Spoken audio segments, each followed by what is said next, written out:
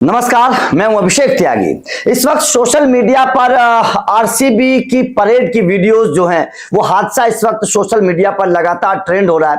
लगातार लोग social media पर चर्चा कर रहे हैं कि आरसीबी का जो जश्न है ना, ये जश्न मातम में बदल गया। क्योंकि जिस तरीके की परेड हो रही थी, खिलाड़ी मैदान के अंदर जश्न मना रहे थे, बेंगलुरु में सब कुछ चल रहा था, उस वक्त मैदान के बाहर क्या चल रहा था ये पूरी दुनिया ने देखा। किस तरीके से लाखों की संख्या में भीड़ वहां पर पहुंची थी और भीड़ में जब भगदड़ मची तो खबर यह है कि लगभग 11 से ज्यादा लोगों की मौत की खबर सामने आ रही है और 50 के आसपास लोग घायल बताए जा रहे हैं, जो अभी तक खबर सामने आ रही है। लेकिन जाहिर तौर पर बहुत बड़े सवाल खड़े हो रहे हैं। सवाल ये खड़े हो रहे हैं कि आखिर पुलिस कहां थी। सवाल ये खड़े हो रहे हैं कि क्या आरसीबी को इस बात की जानकारी नहीं थी कि कितने लोग इकट्ठे होंगे। लेकिन अब एक बहुत बड़ी रिपोर्ट सामने आई है, अंदर की रिपोर्ट सामने आई है, जिसे सुनकर आप हैरान रह जाएंगे और कहेंगे कि अपनी जीत का जश्न मनाने के लिए आरसीबी ने इतने लोगों की बलि क्यों चढ़ा दी। ये सवाल आप लोगों के ध्यान में भी आएगा। अब दरअसल दो चीजों को समझने की कोशिश करिए, आप पूरे मामले को समझ जाएंगे। सबसे पहले बीसीसीआई से इस बारे में पूछा गया कि जनाब आईपीएल तो भारतीय क्रिकेट को तो आप करता धरता है, तो फिर आपने आरसीबी को क्यों नहीं रोका। तो बीसीसीआई ने तो अपना पल्ला झाड़ लिया। बीसीसीआई ने कहा कि भाई साहब आरसीबी एक फ्रेंचाइजी है, हम फ्रेंचाइजी को रोक नहीं सकते, वो अपना जश्न जैसे मनाएंगे हम उनको कैसे रोक सकते हैं। तो बीसीसीआई ने तो अपना पल्ला झाड़ लिया इस मुद्दे से। लेकिन जब आरसीबी से पूछा गया और इस पूरे मामले की जानकारी जब पुलिस से ली गई, बेंगलोर पुलिस से ली गई, तो बेंगलोर पुलिस ने एक बहुत हैरान करने वाली बात बताई और बड़ी लापरवाही बताई है आरसीबी टीम की, फ्रेंचाइजी की।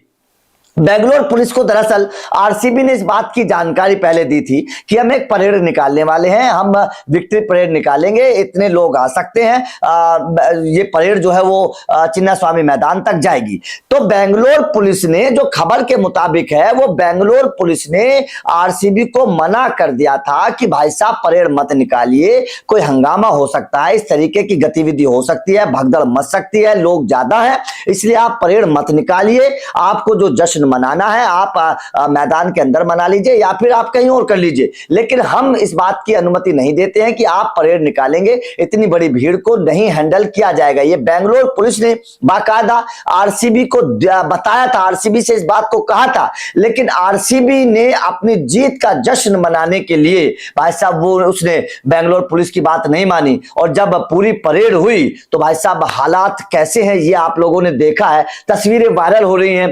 एक पुलिस वाले के हाथ में एक बच्चा नजर आ रहा है, उसके कपड़े फटे हुए नजर आ रहे हैं, तो वहीं सीपीआर देते हुए नजर आ रहे हैं कुछ लोगों को, लोग जो है वहां पर जो मौजूद थे। तो हालात बेहद गंभीर है।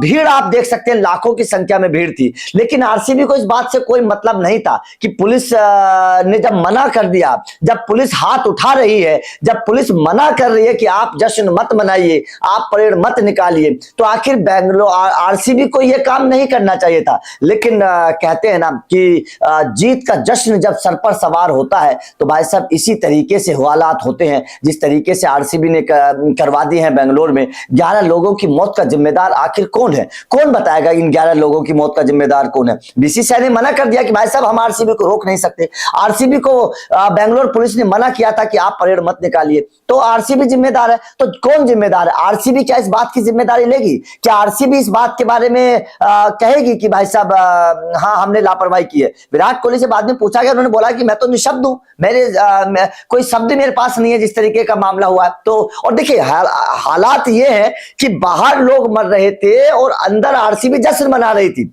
हर कोई इस वजह से हैरान है कि बाहर भगदड़ मच रही थी, लोगों की जान जा रही थी, लोग भगदड़ में नीचे दब रहे थे, सांसें फूल रही थी, सीपीआर दिया जा रहा था और अंदर आरसीबी के खिलाड़ी जश्न मना रहे थे, वहां रंगारंग कार्यक्रम हो रहा था। ये बड़ी शर्मनाक बात है क्रिकेट के लिहाज से। आरसीबी को थोड़ी बहुत मान्यता जरूर रखनी चाहिए थी। तो आपका इस पूरे मुद्दे पर क्या कहना है कमेंट करके बताइएगा। वीडियो अच्छी लगी हो तो लाइक और शेयर जरूर करिए, चैनल को सब्सक्राइब करिए, अपडेट मिलते रहेंगे। Thank you very much.